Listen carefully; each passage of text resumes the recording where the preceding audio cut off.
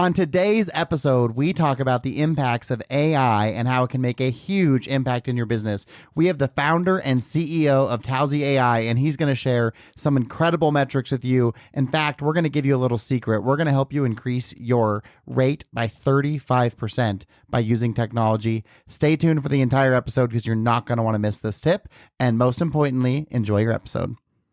Wherever you are and however you are listening, thank you so much for being back with us on another episode of the Virtual GM Podcast. Today, we have a special guest with us. His name is Logan Nicholson, and he is the founder and CEO of Talsey AI. Logan, thanks for being here. Thank you. Thanks for having me. Anytime we can bring someone in studio, I think it's a real treat, right? There's people who are listening. We've been on for, we're almost at 100 episodes. So wow. My voice, Megan's voice, Spencer's voice, they can get a little old. So anytime you can bring in a guest, it's nice. And ultimately, our goal is, a la Alex Hormozi, give away as much good information as you can for free.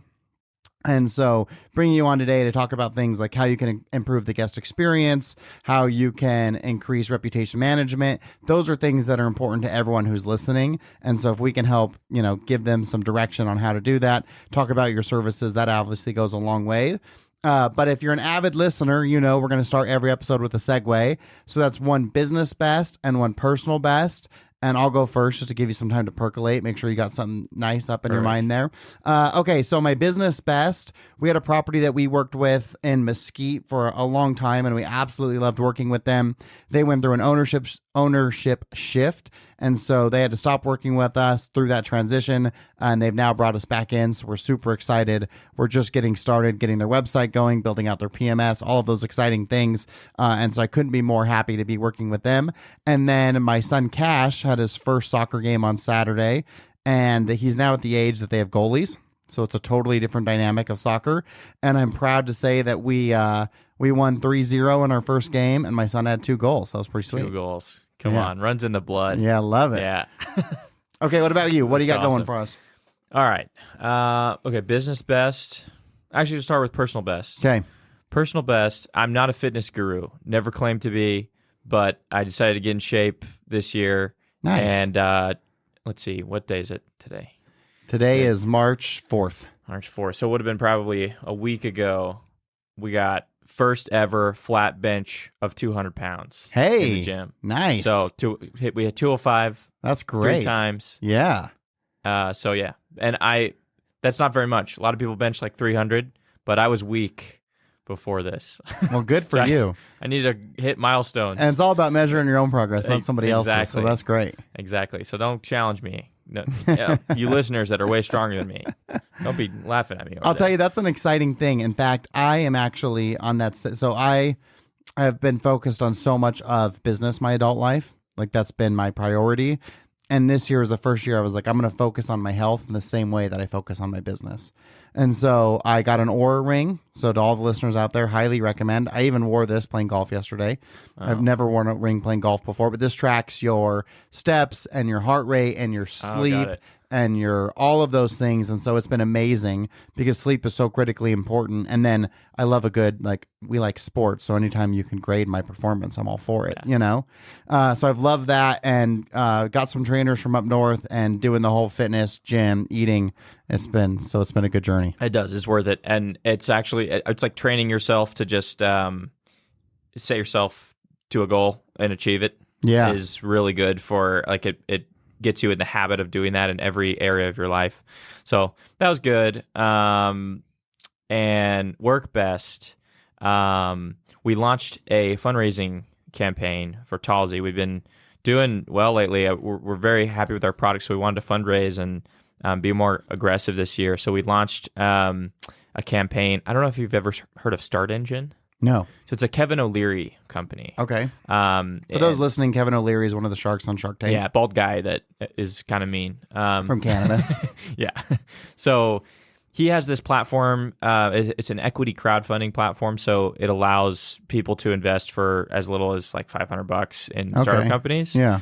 So they reached out to us and we decided to do an offering with them. And that's been going really well. So we got featured in a couple publications. Wow. We've been really kind of putting it out there, and we have a lot of momentum on our fundraising campaign right now. So That's cool. That's probably my work best was getting that thing launched and seeing over 130,000 in the first couple days. No way. So yeah, Hell yeah, that is cool. That was cool. That's super cool. Dan Martell, he says there'll never be a time in your life that you get your fitness in check and your business doesn't follow, because all of the things that allow you to be good at fitness will also allow you to be good at business, right? A lot of it's just keeping a promise to yourself. So for the listeners out there, Logan and I, we actually, it's one of those things, big world, small world. We ended up on like an investor call together some random way, or not even, it wasn't even an investor call. It was like a concept call maybe. It was like one of our early investors knew one of your business partners. Yeah. And set us up on a call when we were in beta. And I'm really glad you didn't use our product back then, because we were in beta and it's so much better now. And actually, yeah, this is funny because we talked it was February of 2023. Okay. And then I met Emily, so I met another member of the Vibrant team in April of 2020. 2024 last year. And then I met Cody, I thought, for the first time in August of 2024, and we decided to go golf together because we live only a couple hours away, and figured out on the golf course that we'd met before. And then you like went to your group text. And because I went to my text and I was looking for if I had your number saved, and I was like, February 23? What is happening here? Love it. What a small world. No kidding. And what's funny, so you met Emily at Bitech Operations, and they just sent out their invites for operations today. So I don't know if you guys are going to go to that one or not, but we might be there. Yeah, it was good. I love all Bitech events. Yeah, so. We talk about Bitech a lot on the podcast. You will be at Sales and Marketing, though. That's Sales and Marketing. That's coming up in a couple weeks, isn't it? Like it's in March. Yeah, that'll be in a couple weeks. Who all goes with you? Is it just you or? I'll be the only one at this one. Okay. Occasionally I'll bring somebody, but I love Bitech. The funny thing about hospitality is it's heavily relationship based. Everyone says that about their industry, but with hospitality, it's really true, because you can know someone for a year before you ever start doing business with them.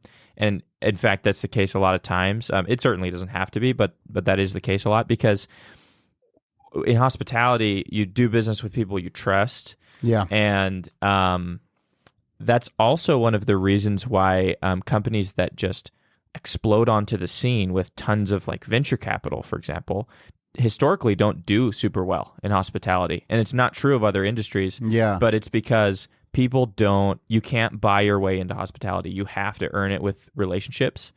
And that's why I love Bitech, because you can build trust with people individually. They don't like doing business with companies, but with individuals.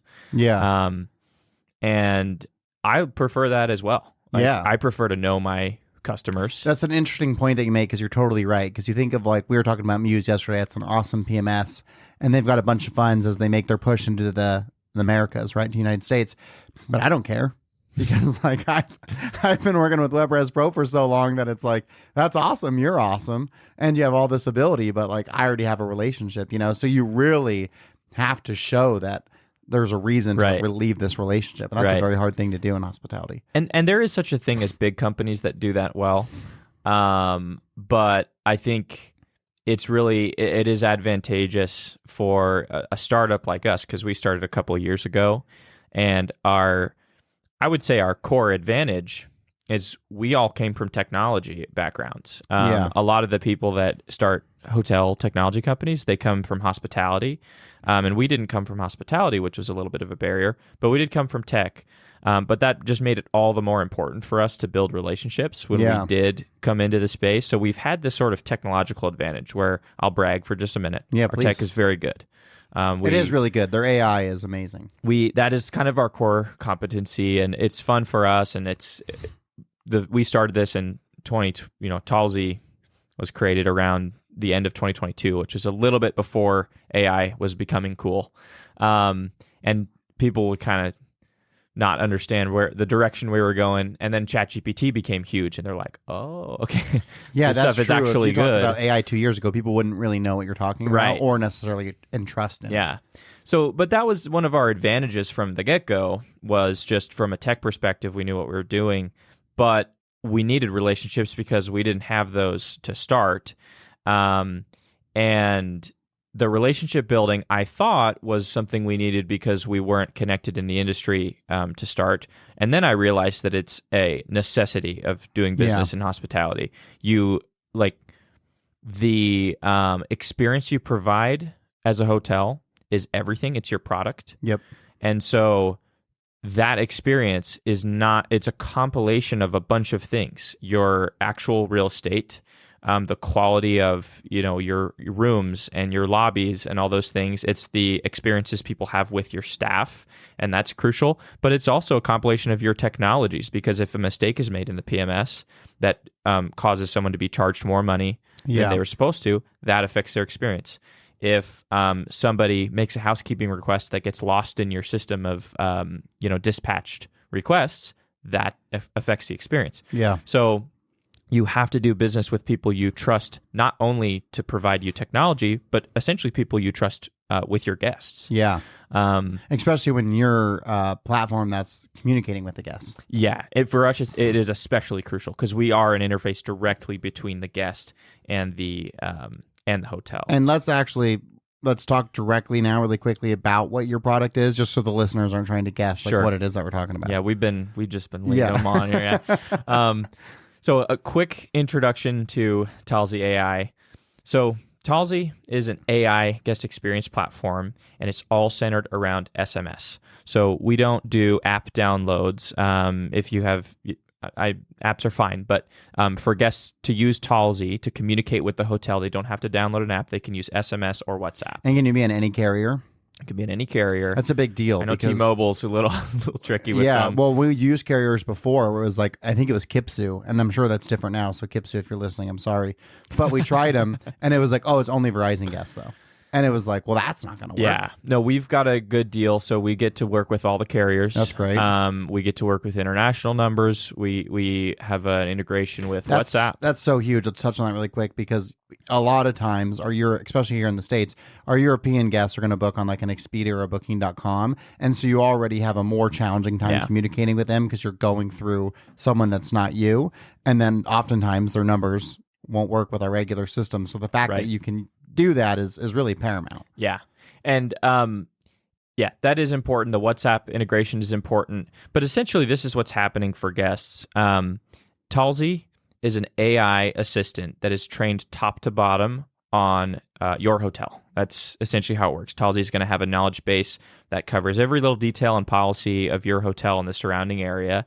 So your guests have a 24/7 assistant in their pocket on their phone that speaks 75 languages. Wow. That will, within 30 to 60 seconds, answer any question or field any requests they have. So it could be something as simple as what time is checkout, which is just a policy question. What's your Wi-Fi? Right. And Talsey will answer in their preferred language on their preferred platform. She'll answer.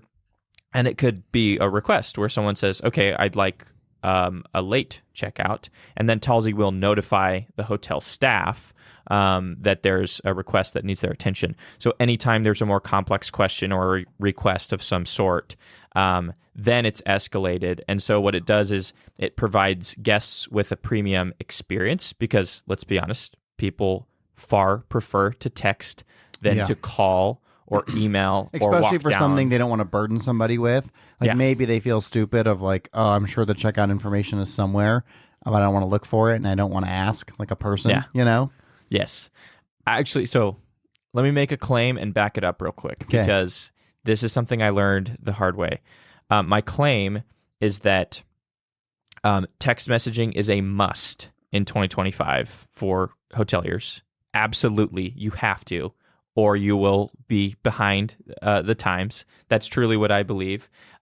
But this is why people don't need to feel dumb if they haven't started texting yet. Yeah. Because many people haven't. Yeah. You don't need to feel dumb. You maybe made a wise decision not to, because texting is essential in 2025, but only if you have high quality automation and AI.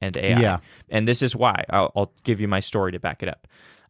When I was a couple years younger, before all this stuff, I worked for a brief period of time in an office where my job was to manage a group of foreign travelers. I was managing their visa statuses, their travel, and just a bunch of stuff.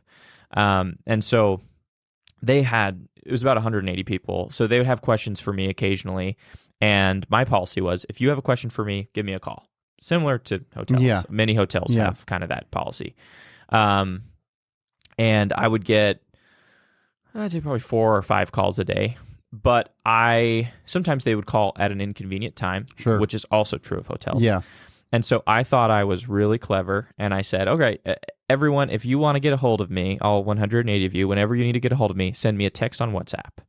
And the volume of incoming requests and messages that I got, 5 calls went up by a factor of like 3.5 times. Yeah. So I was getting 15 messages a day with different requests. And it was because people basically were like, I wouldn't call you about this, but because all I have to do is send a text, why not? I'll send you a text. And that's good for hotels. Right. You want that communication. You want that. But you also don't want to be flooded with responsibilities that you can't keep up with. Yeah. So that's why many people have not texted yet, because inbox management and training your staff to actually be handling this in a timely and professional manner is hard, especially when you don't have enough staff. That's very difficult. So we have technology now to enable this. There's no reason why a guest should be searching for the Wi-Fi password and need the front desk, manager to tell them the Wi-Fi password. Agreed. Yeah. Anything that is a black and white answer, Right. you don't need to involve a human component for that. Exactly. And there's Talsey. One of the things we love about Talsey is it can get pretty nuanced and it can get pretty deep. So there's the black and white stuff, and then there's also like we had one that was pretty cool at we have a Universal Studios property that we work with. Oh, that's cool. And someone asked, it was this monster of a question. They were like, hey, how far are we on foot from Universal Studios, and we're looking for a place to eat, so if you could recommend a dinner spot. My son's 10, so not a bar, but like a good dinner spot. And we're also wondering about the pool because he also wants to swim. She asked this huge question all in one text message. Traditionally, AI would struggle with that much in one message, right? We've coded around that, so we're pretty good at handling that stuff. But Talsey, within 30 seconds, had written this entire message that said, Universal Studios is about 0.4 miles away. It should take you, maybe 8 to 10 minutes on foot. These are the pool hours. There are towels provided here for you and your son. And we highly recommend the Pizza Pie Cafe or whatever down the street. Yeah. And I mean, all of this stuff just listed out professionally, gracefully. And in 30 seconds. In 30 seconds. Yeah. And it's not reasonable to expect a staff to be ready within 30 seconds to provide so much information, to write it in a way that's professional and kind. Right. And the guest they don't care. Now, if they have a problem and they need to solve a problem, they want a person. And so that's why Talsey is a connector, and we don't have Talsey as a standalone thing. Talsey will escalate to the staff. Sure. She'll bring other people in when it's needed. Like, I don't know if you've ever been on a website when there's a chat tool and you have an issue and you're like, hey, this is happening. And then it asks you a bunch of useless questions. And finally you say, connect me with an agent, please. Yeah. That's problematic. And so what has to happen is that there's this finer balance where we say, if this requires a person, then we're just going to bring them in right away. Don't make them jump through the hoops. We're going to tell the staff right away something is happening. Could you imagine if Talsey instead said, well, what's your reservation number? What's your check-in and check-out? Yes. Yes. Before it told them how far the restaurant was. Exactly. And then on top of that, tried to solve the issue unsuccessfully and said, okay, I'll connect you with an agent in 5 to 10 minutes.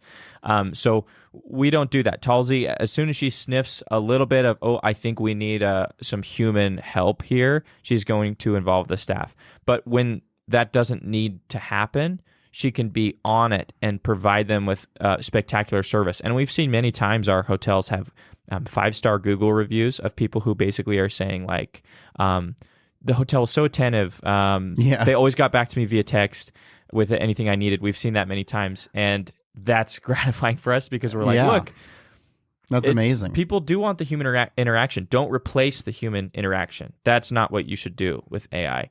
You should replace the things that don't need to be human, that people don't care if they're human interaction. replace those with convenience, and then free up your staff to actually provide more personal attention to the guests. Right. That's what we want to do, is use technology to open that door to personal interaction with Yeah, I the mean, guests. Hilton will send me a text and be like, oh, do you want to upgrade your room? And it's like, I know that's AI, but I don't care because I'm going to get an upgrade. So it's like, yeah, this is great. In fact, with those trainers I told you about, they've got like an app or whatever, and it talks to you. And Megan's like, I told her, I was like, well, that's AI. And she's like, no, it's them.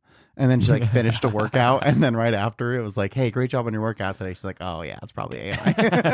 And I was like, but I don't care because when it is them, but I don't mind that they're using it because obviously they've built this business and they have all these people, like they're just being efficient. So I think it's great, Yes. It's not a deterrent. And people forget that one of the most crucial pillars of hospitality is convenience. Oh yeah. Like you cannot let go of convenience in hospitality, because any inconvenience is what leads you to, like, everything in your stay could be good, but the one inconvenience that you experience is the reason you had a bad stay. And so often it's like if it's a multiple night stay and maybe they run out of towels and they're pissed, but they're not pissed enough to call. They're just like, man, it'd be nice if I had fresh towels. Yeah, you will never know. Yeah, so then they leave and you're like, and then they leave you a review like never got fresh linens. And you're like, oh, I didn't know. But if you have an AI tool that's in the middle of their stay is like, hey, please let us know if there's anything we can do to increase the quality of your stay.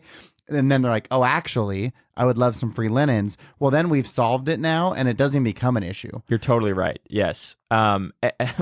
We've seen that a lot too. I'm sure. I want to tell you about our reputation management. Actually, you could give a testimonial for me. That'd be fantastic. I was going to say. Okay, so I'm gonna make a note because I want to jump into that, but I want to talk about, because the guest experience is so crucial, and our listeners know we've been running properties virtually since for 5 years now, and so we've had to use tools and automation to make things work. And another thing that's critically important is what the guest experience is before they even actually arrive. Because if someone gets to the property and they're like, I don't know where I'm supposed to go, I don't know where I'm supposed to park, no one's helping me, then that same room that they're going to stay in, they might be like, oh, well, the bed's not made as nice as it should be, or the floors are a little bit dirty. But if they have all the information and it's seamless for them to get in their room, that same room, now they're like, oh, look at the view. Exactly. Right? You set It's like the dealing tone with somebody when they're hangry compared to when they're well fed. Yeah. It's like the world's sweeter and greener when you can't let my wife get hungry, I tell you. It's just, you don't want it. Yeah. You can't let me get hungry, truth be told. You got the hangriness? Sometimes. Yeah. Shoot. I'll be sure to keep you fed. Okay, so let's talk about reputation management. So I want to we'll circle back all the way to relationships, because we had that call, and then you met Emily at ByTech Operations. And Emily is spearheading the Cliff Dwellers, an awesome property down by Marble Canyon. And let's just say that you didn't meet Emily and you cold called us or something, like, oh, we have this relationship, this company. Odds of us working together would probably be like 0. Right. But because you had a real connection at ByTech, and then you were able to do that and then foster that, and then we met and it was like, okay, yeah, this all feels right. And so you have this relationship with Emily. Our owners were like, hey, we need more Google reviews. And they've got 3 different service offerings, right? They've got their kayaks, their fishing, and then like their hotel restaurant area. And I think, and you may know the numbers better than I do, but I want to say like in the first 3 months of the year, we had like 15 reviews across all 3 platforms. Then we engaged with you guys, set up all the automation, set up the communication with guests, and then we had like 100 or maybe 200. I think it was somewhere between 150 and 200. Yeah, that sounds right. So like 150 and 200 in the next 90 days. So it was an insane multiple in reviews. And that is it's kind of like I was talking to you yesterday about our e-bike business. When offerings are similar, guest reviews are so impactful. And if you're not asking for them, you're not going to get them. And if you don't make it easy for them to do it, like you could check out and say, Logan, please leave me a review. And you have good intentions. Like, yeah, I am going to leave a good review. Cody was great. But then you go on your life and you forget about it. But if it's just a link on my phone and you make it easy, the odds of me following through are infinitely higher. Yeah. Well, and actually, I would even go as far as to say that it's true when offerings are similar, but it's also very true when... So let's talk about boutique and independent hotels. Compared to like a Marriott, I know exactly what I'm getting when I stay at a Marriott or a Hilton. There's no unknowns there. In fact, I probably even know what the lobby is going to look like. Yeah, to some extent. Right. When I go to a boutique or an independent hotel, I'm trusting that the experience is elevated compared to what I'm used to at the other branded hotels. But the thing that absolutely is crucial for me to believe that is your reputation, your online reputation. I have to see that other people have enjoyed it because there's unknown factors. It's like I've never been here. I've never been to something that's connected to this place. So I have to be trusting what other people say. And so while reviews are important for branded hotels, they're, in my opinion, much more important. Oh, absolutely, yeah. Because that's even when we converted the Cliff Rose, which was in that boutique space, to a soft flag with Hilton. They had these 3 circles, and it said like, we are the hero, and then Curio, that's like the soft flag, is the storyteller, and then there's a smaller circle, and it's Hilton, and they were the quiet reassurance. It was like, we're just here to let people know it's all good. Yeah. And it's totally true. That quiet reassurance for a boutique property is your TripAdvisor or your Google. Totally. That's where other people are saying like, yes, it's awesome, it's incredible. And that's why I'm so proud of like what the Dwellings has done, where we've ran it virtually for 5 years and it's got like 250 TripAdvisor reviews and it's all 5 stars. It's like that allows people to feel like, oh yes, like I have no concern staying at this property. Can I throw some data at you? Yeah, please. So here's a good one. For every 1% increase or every 1% improvement in your online reputation, this is a tried and proven study, it equates to about 1.49% increase in RevPAR. Wow. It's a fact. I'll give you another one. Tell me that again. So for every 1% improvement in your online reputation, which by the way, 1% will go by, I mean, that can happen in a flash. One review. Yeah. 1% improvement in your online reputation scores equates to 1.49% increase in RevPAR.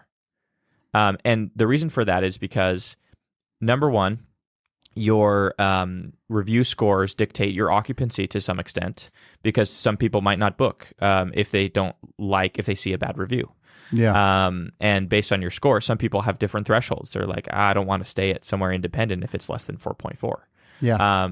They have those thresholds set in their head, or they'll stay, but only if the rate they'll pay changes based on how exactly. That's the second thing is and here's another good one. A 4.5 star hotel can charge 35% more for a room than a 4-star hotel. Wow. The same room. 4.5 is 30% more. Yeah. 35% more. 35%. And technically that study's a couple years old now, but only a couple years old. And so it's like, let's say even for some reason that number is changed now. That's crazy. If you can improve your reputation even from you're a 4.2 and you want to become a 4.7 over the next couple of years, how would you like to make 35% more on the same room? No renovations, nothing. Yeah. I mean, considering the margins of hospitality, you're actually multiplying your profitability at an insane rate by doing that. So it's almost like one of the, in my opinion, it's one of the highest return on investment things you can do is to invest in your reputation, because people will spend millions of dollars on renovations to improve their ADR. Or marketing too. Yes. Right? Yeah. And those reviews are just there. So it's like, yep. And there's some other statistic, and I don't know if I'm in the right realm or not, but I want to say that 92% of travelers will check TripAdvisor at some point in their booking decision.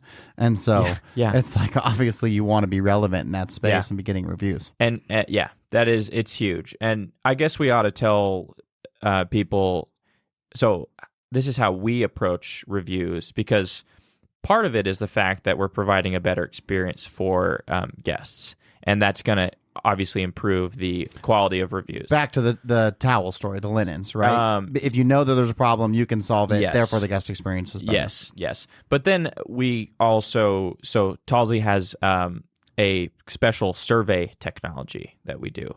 And this is obviously, we implemented this at Cliff Dwellers, and we actually did it for Cody at Cliff Dwellers, and the kayaking and fly fishing businesses as well. Right.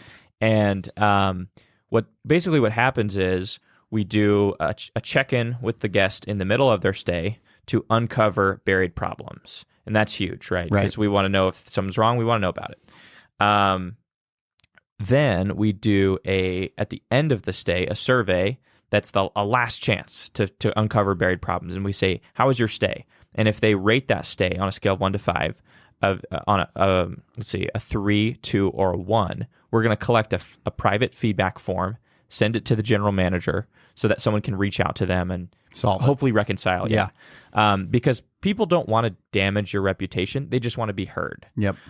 So it provides them an opportunity to be heard. But if you don't let them be heard, they will damage your reputation. Yeah, exactly. Because they're going to be heard somehow.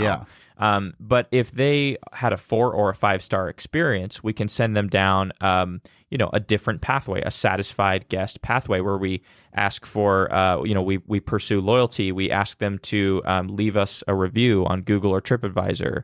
We, you could potentially put those people into a marketing list of people are happy with you. Yeah. So it gives you a very advantageous approach at managing your reputation, and it increases not only the volume of your positive reviews, but we've seen across our portfolio of hotels on average a 60% decrease in the volume of negative 1 and 2 star reviews that they get. I'm sure. And that's huge because it's not the 10 5-star reviews that will always elevate you to the next level. Sometimes it's just not getting the 1 or 2 1-star reviews, because those will really, really damage. They carry the average much greater. Yeah, right. Because they're so much farther away than attraction. Right.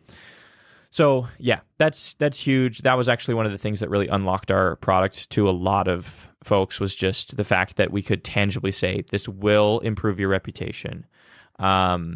And so if you need to invest in the guest experience, but you're trying to nail down those numbers, well, then let's look at some numbers that we know can improve the profitability of our business right away. And then the guest experience part, that thing can do its magic and wow you throughout the process. Yeah. But a lot of times our selling point is, hey, let's give you some ROI numbers that we know are factual. And if you like these numbers, then it's a no-brainer. What's cool about hospitality is a lot of the services, if they're good, don't actually cost you anything.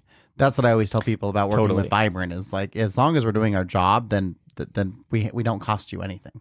Yeah. We're always going to provide you more in return than you're ever going to pay us, which is a great place to be, where you can have that kind of value add. And we at Vibrant, so we have a scorecard. We operate on EOS, as our listeners know. And so there's things you track every week to give you like a pulse on your business, and we track our reviews for all of our properties, 1 to 3 star and then 4 to 5, because we want to see both. If we've got a 1 to 3, we want to know about it. Yeah. And if we have a 4 to 5, we want to know about those too, so it's an imperative part of your business. I have a question for you. So I was just talking to a friend of mine before our podcast today. He's opening up macaroons. It's this French bakery, and he's going to open a macaroon shop in Springdale. And we're talking about how I need to get out in the community, work with the front desk, make sure the hotels know that they're there, and build a relationship with them. And then I was like, I wonder what his POS is if they could use Talsey, because I told him about you, and I was like, what you really need is digital. It's great if people in the community tell them about you, but you also want digitally for people to tell them about you.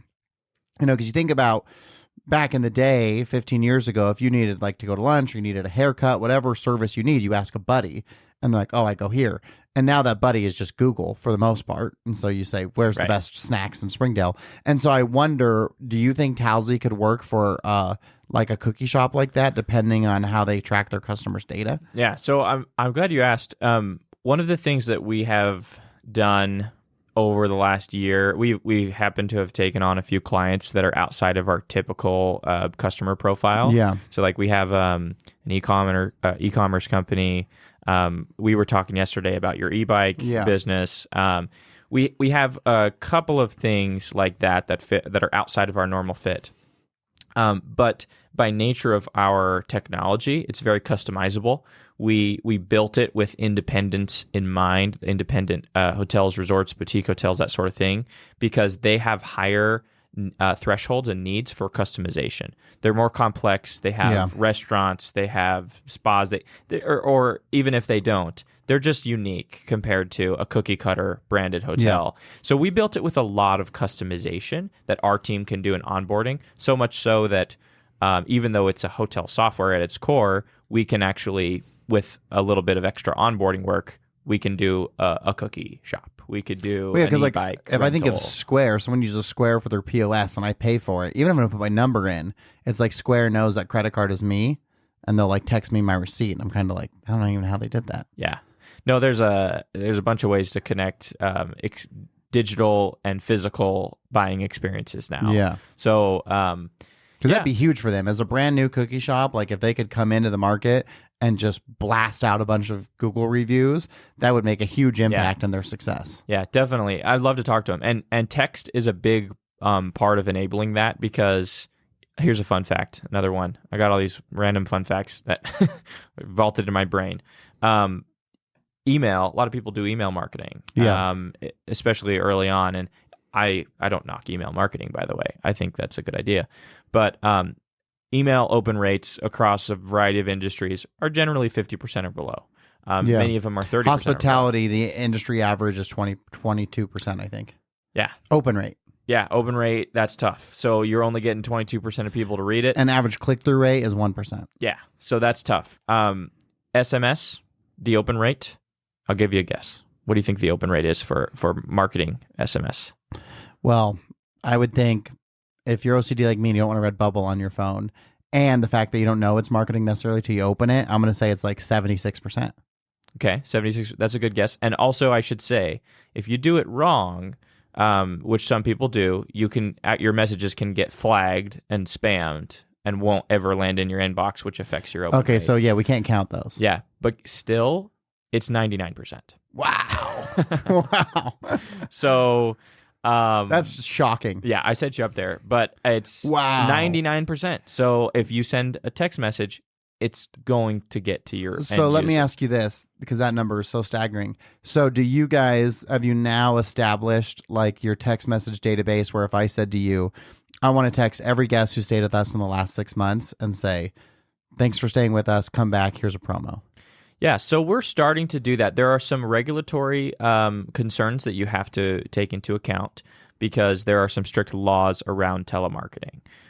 But we are well versed in those. And so we advise our customers on how to collect the proper consent to do that in the booking process. Well, yeah, because we have them sign a guest agreement. So, then they're acknowledging whatever it is that you want. But because I met Directful, that's what they do. They're a text message marketing platform. And I thought like, this is good. He didn't tell me the 99% thing. Like it's even better. I know, it's crazy. So if you can utilize the data through Talsey, if you're capturing it correctly, that seems like a huge value add. If I could source out and say, these are the people I want to reach out to. Well, that's one of the reasons we have blast messaging features, so that you can, with Talsey say, all right, we've got, all these guests that stayed with us. I want to text them all at the same time.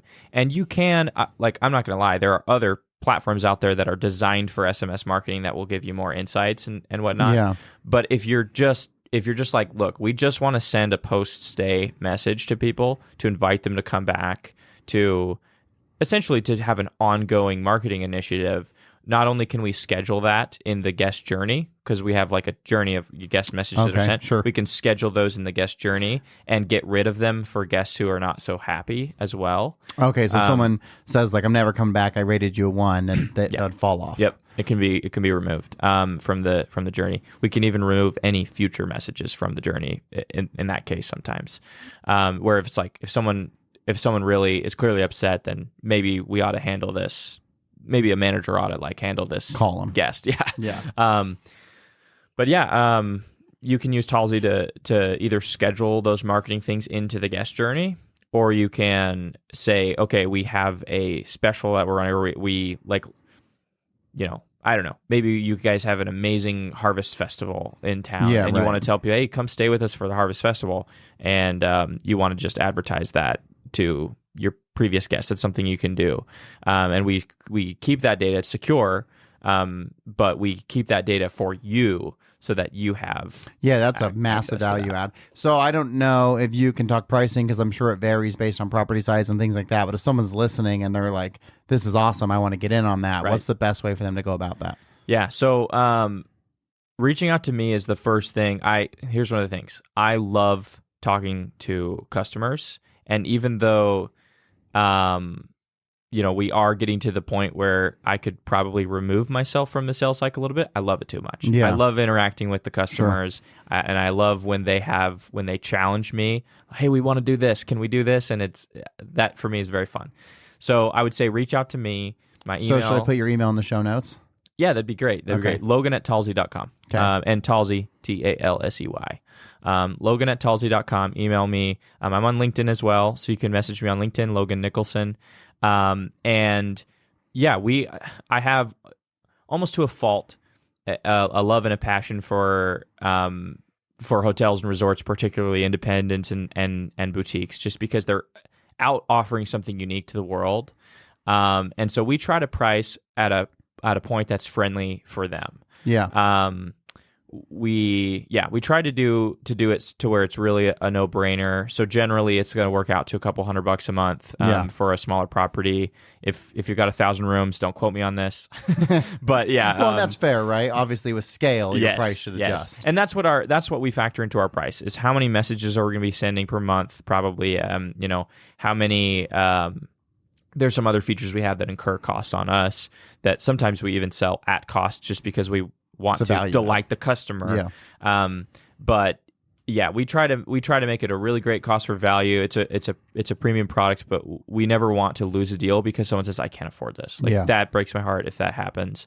So we always try to be in that the realm of affordability while still providing a premium product. And what's nice is now with the statistics of like, if we can increase your score from a 4 to 4.5 and increase your rate by 35%, it's always going to pay for itself. Obviously, it's going to pay for itself. And you're talking, a booking maybe 2 nights a month, and the system is paid for. Yeah, exactly. And not only is it paid for in dollars and cents, it's paid for in peace of mind, because like your staff, if you're not working on site all the time, your staff will thank you for the convenience of. Well, and a lot of our listeners, even if they're not working with us, have taken the tutelage and advice that we've given and moved to like those virtual models. So many of the people listening to this, you are providing exactly a service that they need. Actually, shout out everyone who does the virtual model, because I've been saying this, that I think the virtual GM model and everything, that is the future of boutique hospitality. Undoubtedly. You just look at the pure financials of it. It's so smart to do it that way. It's too big of an impact. Your two biggest expenses as a property is your debt service and your payroll.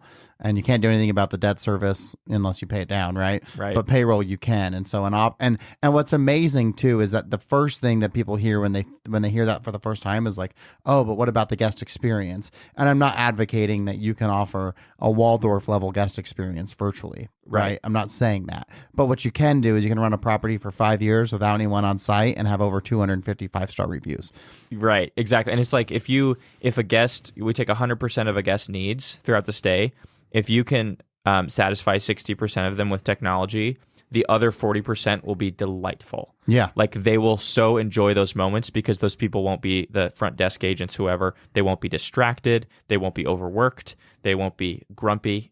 Yeah. I mean, to your point about like, it not only is it easier for a guest to text, but it's also easier for that rep to get to their phone and send a text message than to be, if most of our virtual GMs are stay-at-home moms, so if they've got a baby that's, having a fit on the phone, that could create a certain level of stress. Like, I got to get away from my baby so I can help this guest. But if you're just text messaging, it's not a problem, you know? And I think part of it too is that we're very upfront with those guests. And the technology allows us to do that, where sometimes they'll call them back, oh, are you going to be on the property? And when I check in, it's like, oh no, we're not on property. And we give them the whole spiel and like, oh, that's awesome. And I think they feel like it's really cool too, because it is this new experience that they've not had in the past. Yeah, totally. And it's like, why do you think Airbnb has done so well? And they have no one on property. Yeah, never because have. they figured out the technology piece. Right. The technology is great. You can chat with your host at any time. Yeah. And Airbnb, we've all probably booked an Airbnb before that wasn't what it seemed. Yeah. Where we got in there and we're like, oh, this is tiny. I had one in Salt Lake. And it was like a couple of us. And so we ended up in the basement. I couldn't walk standing upright in the basement. And it was also terrifying. It had a furnace like Home Alone. And so we booked it like Friday through Sunday, and we ended up driving like Saturday night when it was bedtime, like 9:00, we're going to bed with the kids. I was like, I'd rather just drive home. I'm not doing it. Yeah, honestly, that happens, but the fact that despite the kind of weird, randomness. The randomness of sometimes hosts taking it a little too far, Airbnb has done spectacularly, and it's because they figured out, what do we need people for and what do we need technology for? And obviously, if you're staying at a hotel, you're expecting more personal interaction than an Airbnb. But still, it's like I don't. Yeah, you can't take it too far. You got to learn from the people that are doing things well in every area, and take a little bit of what Hilton's doing and a little bit of what Airbnb 100%. is doing, and you create this formula for your specific property that has a unique DNA and unique needs. But you prescribe it with what you need. And you create the best possible experience you can. Yeah, you basically just explained Vibrant. We've taken all these little bits and pieces and created an ecosystem that works really well for the guests. Well, Logan, is there anything that you wanted to get to that you didn't, that you feel like a listener's got to hear? No, I just, I think I would say this. I love meeting people, and I love just talking to people from all walks of life. So regardless of kind of, who you are, or whether you're deciding that you're going to buy Talsey today or whatever, that doesn't matter. I would love for people to just reach out to me and schedule time to talk to me. I love talking to people and meeting people. So hoteliers, maybe more than anyone else I know, have the most interesting stories, and I love to hear them. That's definitely true. I just encourage people to like reach out to me and introduce yourself, because I love talking to people, and so don't be shy. Okay, well, I'm going to have your email and your LinkedIn in the show notes. If you're listening to this, you're driving around or you're at the gym, it's not handy for you, you can go check the show notes. It'll be right there. You connect with Logan easy. Thanks for coming down and making the time today. I really appreciate it. Yeah, thank you for having me. It's great.